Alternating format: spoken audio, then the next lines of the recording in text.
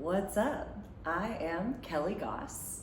I have been pole dancing for 14 years now and have been a licensed massage therapist that specializes in deep tissue and sports therapy for over 20 years now. Through my pole journey, I have gone from studio owner to now full-time traveling pole artist. Through these experiences, I have gained some valuable insight into the most common pole dance injuries and how to identify and treat them. Let's be honest, as a beginner pole dancer, you're going to experience a lot of new sensations. Tenderness, soreness, bruising is all part of the learning process, but you should never be in pain. One of the most common misconceptions I see in beginner pole dancers is thinking that being in pain is normal. It is not normal. You should not be in pain. So today I wanted to go over some of my favorite self-care tools to use to treat yourself and show you how to use them in order to keep your body happy and healthy as you go through your pole journey. So one of the first things I want to talk to you about is different types of pain. Being able to differentiate between normal soreness and real pain, which would be like sharp or severe. There are some key words that usually help people to differentiate whether or not they have a minor or major injury. I've created a little slide for you to refer to. But minor injury keywords would be soreness, discomfort, aching, tenderness, mild pain, stiffness, bruising, mild swelling. But a more serious or major injury keywords would be sharp or severe pain, throbbing, intense swelling, deformity, limited range of motion, instability, numbness, or weakness. Once you can put a descriptive word to how you're feeling, that will help you figure out which of these tools I'm going to share with you today that you should be using. So the first tool that I'm going to start with would be for a minor injury, and it is massage balls. I absolutely love massage balls. I think that every person should have them in their gym bag, and I'm going to show you how to use them now. They're a little nugget with two balls. You can buy them on Amazon where they're made in plastic and like attached to each other in two little balls. Or you can buy some tennis balls or some lacrosse balls and tie them real tight into a sock like this so that they won't come apart.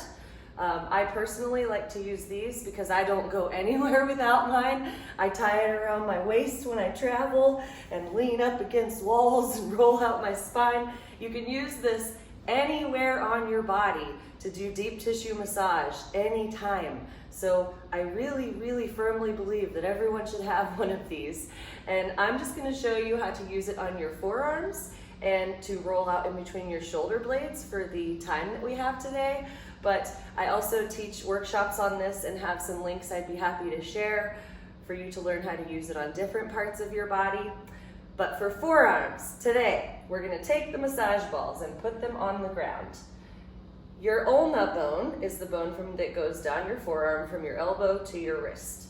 You're going to start on your knees, and you're going to place your forearm bone right in between the two balls. And then you get to apply as much pressure as you like by leaning into it, and you can start all the way at the elbow and start rolling up and down through that groove and start twisting your palm a little back and forth as you go and go all the way down. You can go through the wrist joint. It feels good. I'm going all the way through the sides of my hand and my fingers. You can also apply more pressure. You can twist your palm up towards the sky so that the balls will start to come into the top of the forearm. And you're going to come into what I like to call sweet spots. What I mean by that is you'll get to a spot and then it'll be super tender all of a sudden and you'll go, ooh, that's a sweet spot. Hold for a second. Just breathe. Let yourself breathe and relax that arm and sink into the balls. Move the hand around, flex, extend, circle it around, move your fingers. and then start to flush it out. Flushing it out. And you can do this up the whole forearm. So I work my way up the top as well and twist even further to really get into the top of that forearm. All the way up into the attachments. And again, sweet spots. Pause. Breathe. Move it around. Then roll it out. Flush it out. Same thing on the other side. Palm down. You can hold your other hand on top of it and roll all through it.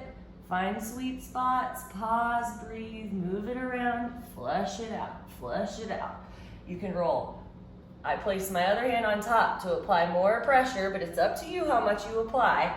And roll all through your wrist joint, all through your palms. You can do little circles on the tops of your hands. You can roll all through your knuckles and really all the way down through your fingers. And getting them in those grooves in between the two balls, it feels amazing. You've got to be nice to your hands and your forearms. Just start making this a habit. It feels great, and it will keep your hands and your forearms much healthier and happier. The other one I want to show you today is in between the shoulder blades. You would be sitting down, and you lay down on your back, and you're going to want to place the balls right where one ball is on each side of your spine. I use my hands to kind of push it into my tops of my shoulders here. And then I'm gonna plant my feet and I'm gonna push my hips up towards the sky. That right there is gonna push the balls into the tops of my shoulders there, into my traps. And you can play with a little movement of your arms around here. And then you can start using your feet if you wanna prop up your head a little bit. Usually that helps when you start to do the roll, where I'm using my feet to roll back and forth, and those balls are sinking into those muscles in between the shoulder blades. And then I'm gonna drop my butt once I roll it down about an inch, not very far. Lay down for a second, breathe, let yourself relax and sink into those two balls in between your shoulder blades. You can bring your arms up straight and then reach like a zombie towards the ceiling as far as you can, and then let your shoulders drop all the way back. You can hug yourself. You can do little snow angels. Just don't be afraid to move around. And then again, support the head, push the hips up off the ground. The higher they go, the deeper you will feel it. So it's up to you how high you thrust those hips. And then again, I'm just gonna use my feet to start rocking and rolling through the shoulder blades, moving down. I'm only moving about an inch at a time. And then, once I get to another good spot, I'm gonna lay back down and breathe and let them sink in for a second. Maybe do some reaches up above your head, up towards the ceiling, dropping them back and around. Doing, my pole's in my way. But all kinds of movement here is gonna make you feel like the balls are sinking in there in different ways.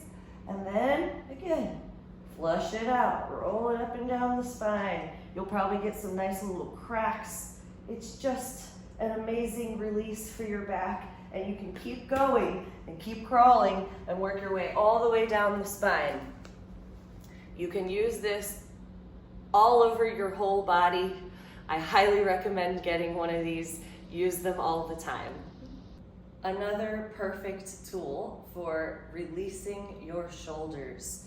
If you tend to walk around and start feeling like your shoulders are just staying like this, this is an automatic release. If your shoulders just feel extra tight and tender, this is an awesome way to self-release. All you're going to need is a stick.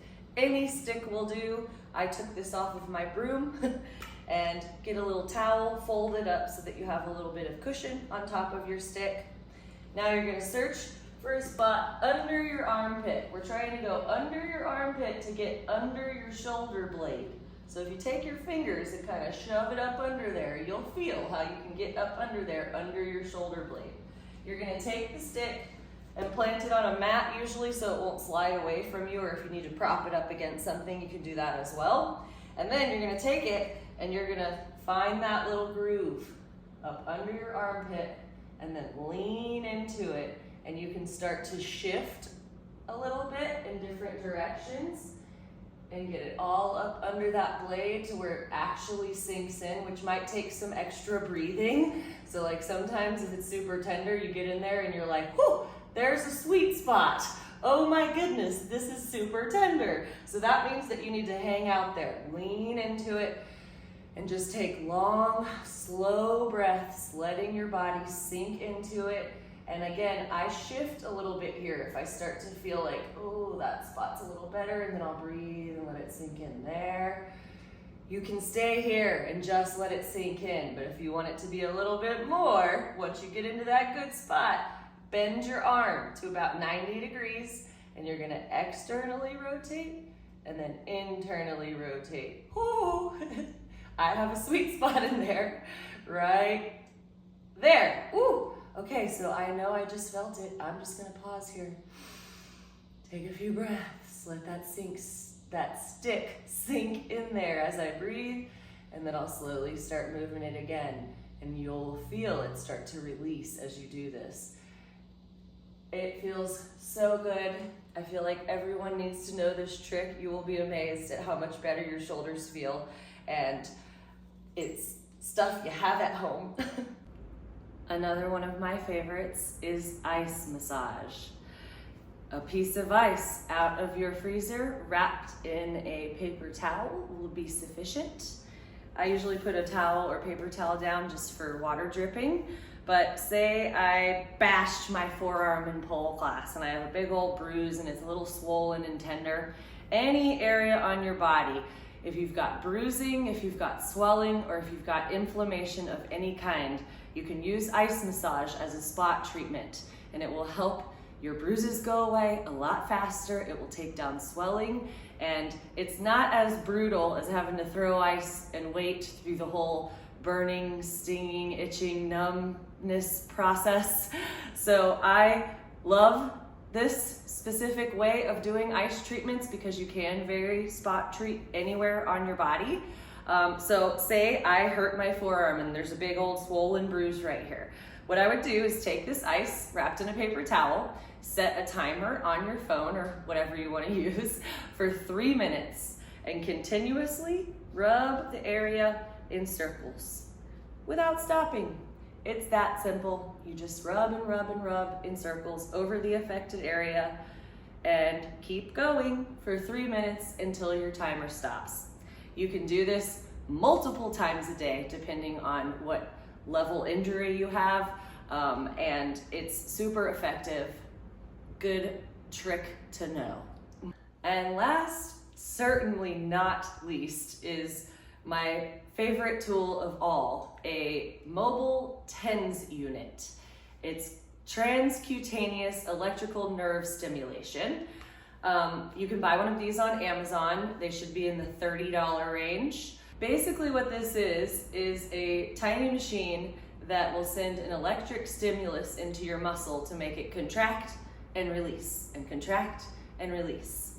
If you want to use this on your body, you can use it almost anywhere on your body. There are some contraindications that I also am going to attach a slide. People with metal implants, pregnancy, there's a list of people who should not use this just because it's an electric stimulus. If you're using it for sore and tight muscles, you can just put the pads on the area that's sore and tight, turn it on, crank it up to where it feels good as the intensity level, and press the massage button, and your muscles will contract and release like this for the 15-minute cycle, and you'll be amazed how much better and how much looser you feel afterwards. But today, I want to show you how to use it on a injury. Like you went to class, and we're gonna use my forearm as the example for today, but I just left pole class and I strained something in my forearm and it really hurts. And I left class and I'm like, oh no, this really hurts. What did I do? What can I do? You can go home and get your TENS unit, grab a Ziploc bag full of ice and a paper towel for trippage. The placement of the pads, there are placement maps you can easily look up online, but I find it easier to tell people to go around where it hurts. So for today's example, we're doing a forearm. I'm gonna pretend I strained a muscle right here in the middle of my forearm. This pain is here. So I'm gonna place the pads all around the pain. So I place one down here, one up here, and one on each side of the pain. Depending on what area of your body, you may need to adjust these pads a little bit so that you know you have it in the right spot, and you will know that once you turn it on, okay? So I've got my pads on all around the area where I'm having my injury here. I'm gonna take my paper towel and I'm gonna place it all over all the pads for the water drippage. I only had a certain amount of ice. I would have filled this with more ice for this demonstration, but this was all I had. So pretend there's more ice in here and it covers my whole forearm, okay? Now that that's all set up, I'm going to turn it on. So because there's two sets of pads, there's two power buttons. I'm gonna turn it on and on. Different machines will have intensity levels. They all have an intensity level, but the buttons may be a little different. You wanna start low. I'm on level 1 right now. I'm gonna press the massage button because it'll start running the 15-minute cycle just from the massage button. There are different modes. It really doesn't matter which mode you use as long as it's running and contracting and releasing the muscle. So I'm at level 1, it's running for 15 minutes. The little screen just popped up with a timer. Now I can start to turn up the intensity level. I'm just gonna go up to 2 on both sides, and I just started to feel a little tingly. It's really all I can feel. If you have an injury where number 2, you're like, whoa, I feel this already, you are not trying to cause pain. You're just trying to get it to move around a little bit. So only turn it up to the point where you can feel it and it's not hurting you. So right now, I still only kind of feel it at 2. I'm gonna turn it up to 3. And then I'm gonna turn it up to 4 so you can see what happens to my hand. Whoop, that's the contract and release. So now I can really feel it. It's not too intense. It's making my muscle contract and release, and I'm just relaxed. I'm gonna let that run until I start to numb. Once the ice starts to numb me, I'm gonna turn it up. You only turn it up where it's not hurting you. You can turn it all the way up if by the end of the 15 minutes your arm is numb and this is happening and it doesn't hurt and it's still contracting, releasing. You can turn it up, but you only want to turn it up to a level where you're feeling it and it's not pain. You can do this 3 times a day. You actually, I don't think, can use this too much, but when you have a pulled muscle or what would be considered a major injury, this is a tool that you can safely go home and use to help you with your pain management and to boost the healing process significantly. This is what professional athletes do when they injure themselves, and I find it one of the most valuable tools to have for yourself, self-care at home to treat your injuries. Also, last note, make sure that you turn it all the way off, before you take off the pads. Also, make sure it's off before you put them on, because if it's on and you go starting to stick these things to you, there's electric stimulus coming out of them and zzz, not fun. I just like to give that warning. And besides that, you can use and use and use this. It is safe to use, and I have attached some of the contraindications for people who should not use it, and feel free to message me with any questions at all. If you are using a TENS unit for a major injury, you must use it consecutively with ice. Do not go and use your TENS unit on an injury without ice.